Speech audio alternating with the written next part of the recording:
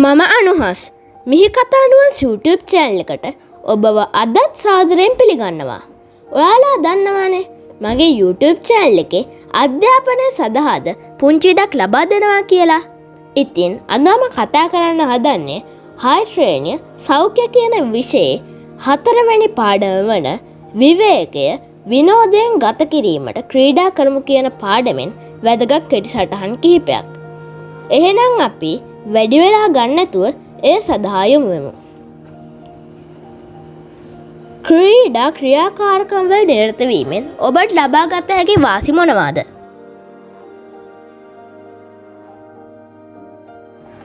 පිළිතුර කායිකව සිදුවන වාසි මාංශ පේශීන් හා අස්ථි ශක්තිමත් වීම, වේගයෙන් හා ගැඹුරින් හුස්ම ගැනීම නිසා ශ්වසන පද්ධතියේ කාර්යක්ෂමතාවය වැඩිවීම,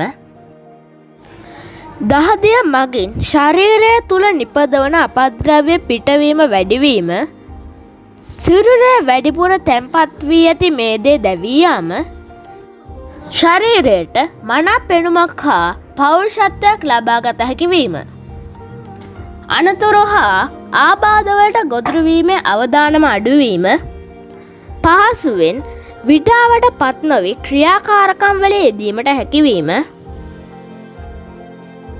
මානසිකව හා සමාජීව සිදුවන වාසි සතුට හා විනෝදය ලබාගත හැකිවීම, මානසිකව ප්‍රබෝධයක් ඇතිවීම, නීති රීති වලට අවනත වීමට හුරුවීම, ජය පරාජය සමව විඳ ගැනීමට හුරුවීම, කණ්ඩායමක් සමග සහයෝගයෙන් කටයුතු කිරීමට හැකිවීම, ඉවසීමේ හැකියාව වර්ධනය වීම, එකිනෙකට උදව් කිරීමට හුරුවීම, යහපත් ගති පැවතුම් ආචාර ධර්ම හඳුනා ගැනීමට හැකිවීම.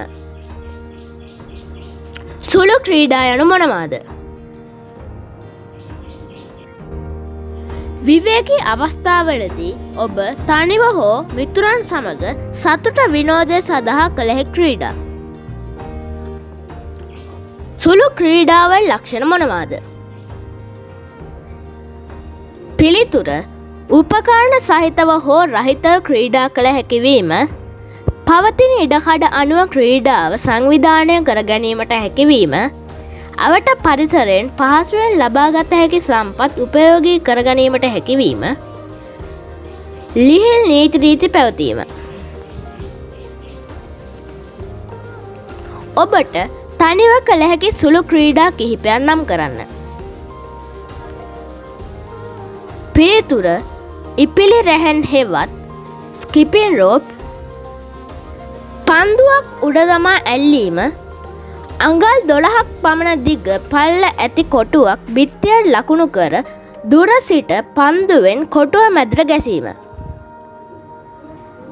දෙදෙනෙකු සමග කළ හැකි සුළු ක්‍රීඩා මොනවාද? පිළිතුර කොටු පැනීම, කවුද රජා.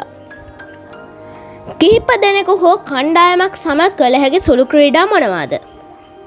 පිළිතුර ගස් මාරු කිරීම, වස පෑගීම, පන්දුව පරදවමු. කොටු පැනීම ක්‍රීඩාව කළ හැකි ආකාරය දක්වන්න. පිළිතුර රූප සටහනේ දැක්වෙන ආකාරයට කොටු සටහන පොළොව මත සකස් කරගන්න. වියලි අඹ ඇටයක් හෝ පැතලි කුඩා ගල් කැබැල්ලක් ක්‍රීඩාවට අවශ්‍ය වේ. රේඛාව නොපෑගෙන සේ ආරම්භක ස්ථානයේ සිට ගල් කැබැල්ල අංක 1 කොටුව තුළට දමන්න. ඉන්පසුව තනි පාදයෙන් පැතලි ගල් කැබැල්ල පෑගෙනසේ අංක 1 කොටුවට පනින්න. ගල් කැබැල්ල අතටගෙන කොටුව දිගේ පැන ආපසු හැරි පෙර ආකාරයට පැමිණ පිටියෙන් ඉවතට එන්න. 1 2 3 5 කොටු මත තනි කකුලෙන්ද 4 6 කොටු මත පාද දෙකෙන්ම දෙකම පවතින වන ලෙස පැනිය යුතුය.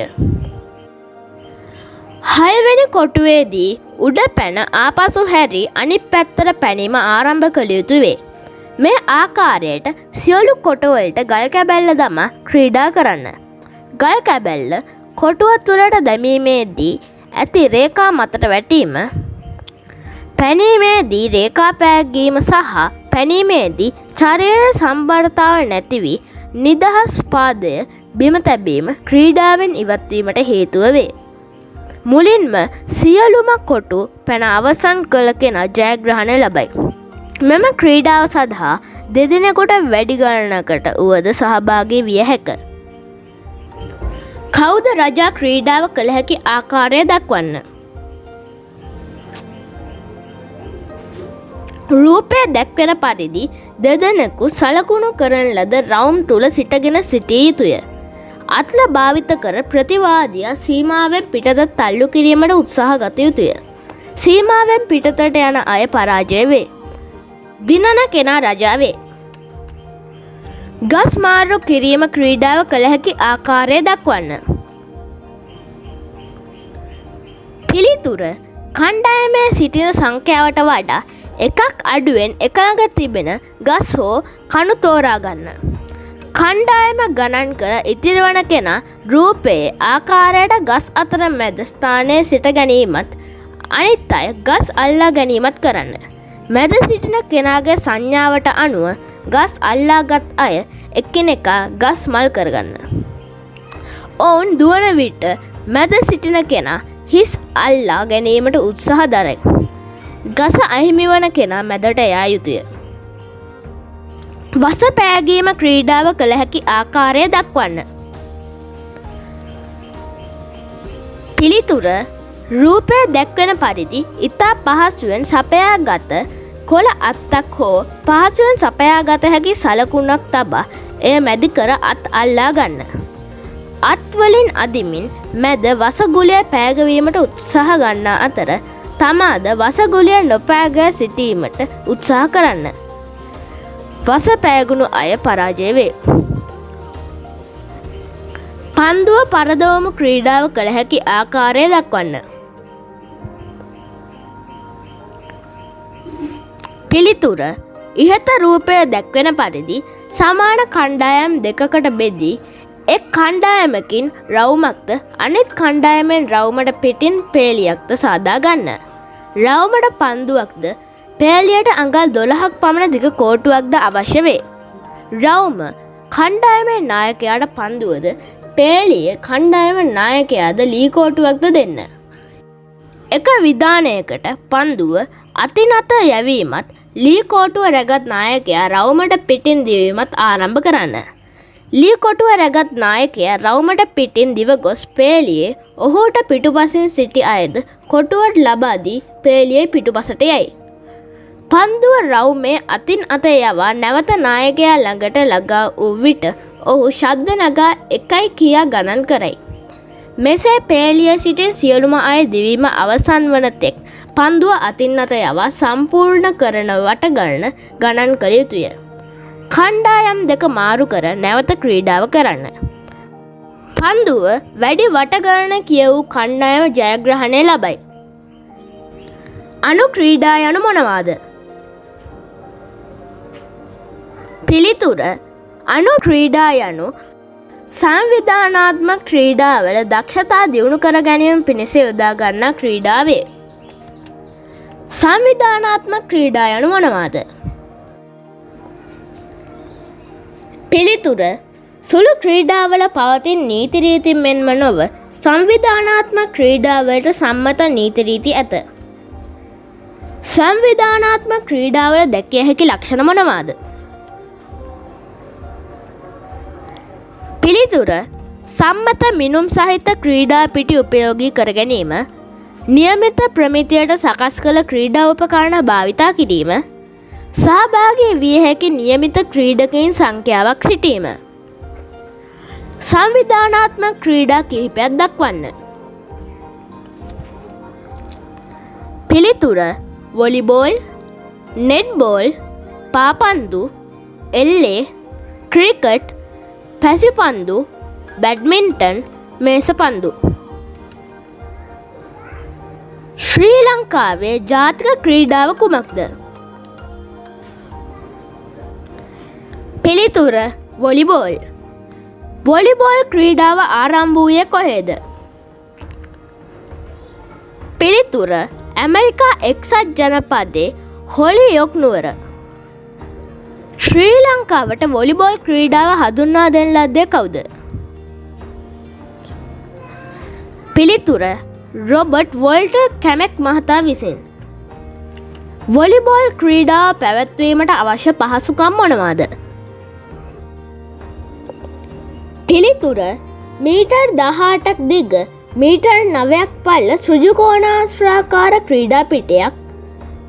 ක්‍රීඩා පිටිය සමානව බෙදෙන්සේ මීටර් 2.5ක් පමණ උස කණු දෙකක්, මීටරයක් පමණ දැලක් වොලිබෝලයක්. ක්‍රීඩා කරන අයුරු. දැලෙන් වෙන් කරන ලද ක්‍රීඩා පිට්ටනිය දෙපැත්ත එක් පිලකට 6 දෙනෙකු බැගින් වන කණ්ඩායම් දෙකක් සිටිය යුතුය. ශරීරයේ ඕනෑම කොටසකින් පන්දුවට පහර දී දැලට උඩින් විරුද්ධ පිල වෙත පන්දුව යැවීම සිදු කරයි. එක් පිලකින් සිදුවන ඕනෑම වරදකට විරුද්ධ පිලට පිරිනැමීමේ අවස්ථාව සමග ලකුණක්ද ලැබේ. වොලිබෝල් ක්‍රීඩාවේදී චලනය සඳහා පාද හුරු කර ගැනීම කරන ආකාරය දක්වන්න. පිළිතුර වොලිබෝල් ක්‍රීඩා කිරීමේදී විරුද්ධ පිලෙන් එන පන්දුව ඔබ සිටින ස්ථානයට ලැබෙන්නේ නැත. ඒ නිසා ක්‍රීඩා පිටියේ විවිධ ස්ථානවලට ගොස් පන්දුවට පහර දීමට හුරු වීම සඳහා සුදුසු පාද චලනය ක්‍රියාකාරකම් කළ යුතුය.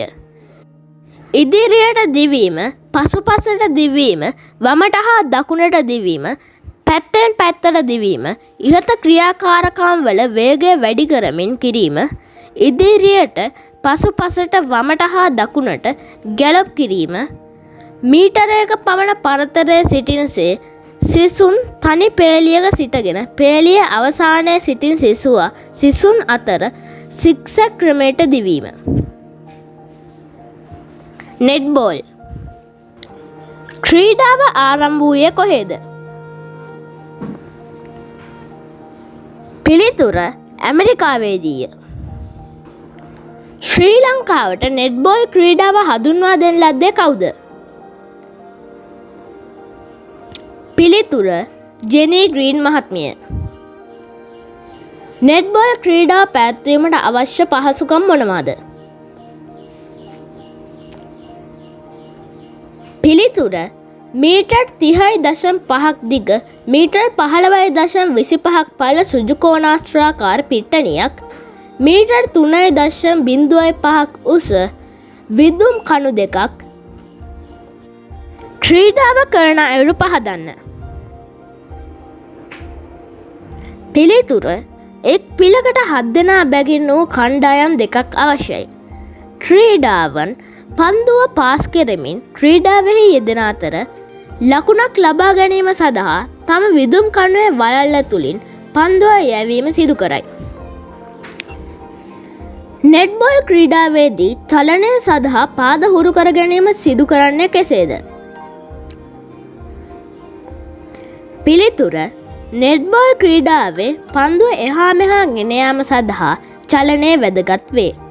නිදහසේ ඇවිදීම, එක තැන දිවීම, ඉදිරියට හා පිටුපසට දිවීම, පැත්තෙන් පැත්තට වම් පසට හා දකුණු පසට දිවීම, දිශා වෙනස් කරමින් දිවීම.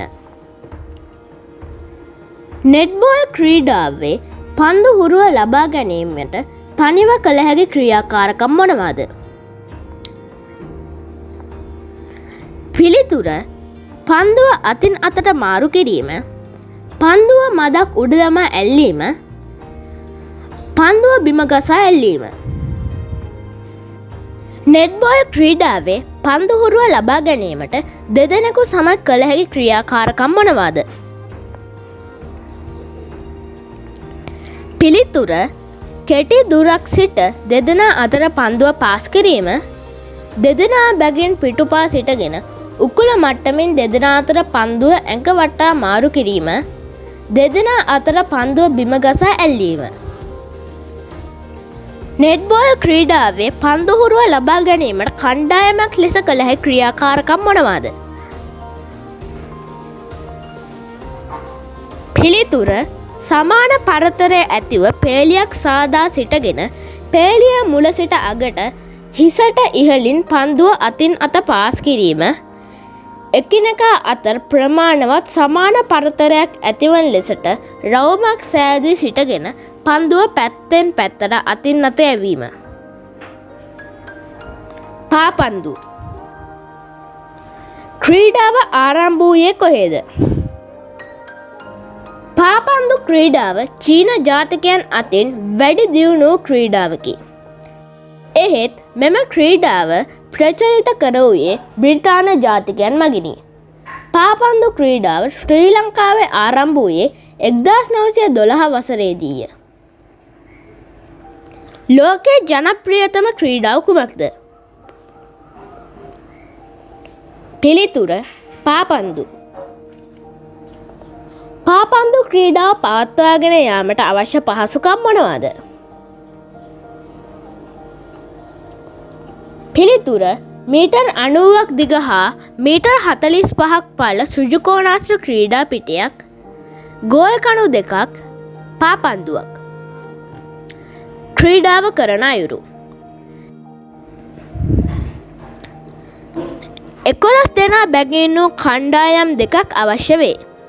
ක්‍රීඩකයින් අතර පාදයෙන් පන්දුව හුමාරු කරගනිමින් රැගෙන ගොස් විරුද්ධ පිලේ ගෝල් කණුව අතරින් පන්දුව යැවූ විට ලකුණක් ලැබේ. පාපන්දු ක්‍රීඩාවේදී චලනය සඳහා පාද හුරු කර ගැනීම විරුද්ධ පිලේ ගෝල් කණුව වෙත ප්‍රතිවදිමින් මග හරිමින් පන්දුව ගෙන යාමට පාදහුරුව වැදගත් වේ. පාදහුරුව සඳහා සුදුසු ක්‍රියාකාරකම් මොනවාද?